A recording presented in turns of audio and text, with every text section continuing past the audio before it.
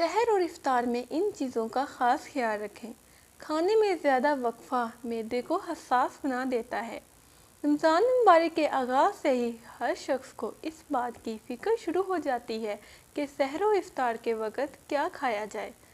ہمارے ہاں لوگ ماہ سیام میں کھانے پینے کے معاملے میں احتیاط سے کام نہیں لیتے۔ سحری کے وقت انڈے، پراٹھے، چائے اور خوب بھاری غذائیں کھا کر یہ سمجھا جاتا ہے کہ انہیں دن بھر بھوک نہیں لگے گی۔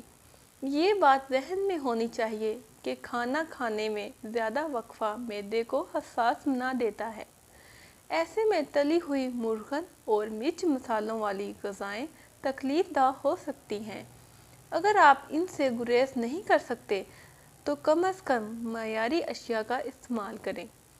اکثر لوگوں کو افطار میں نہایت شوق سے اچار اور چٹنیاں کھاتے دیکھا گیا ہے، تاہم پکوڑوں کے ساتھ بازار کی چٹنی اور اچار کھانے سے احتیاط کریں۔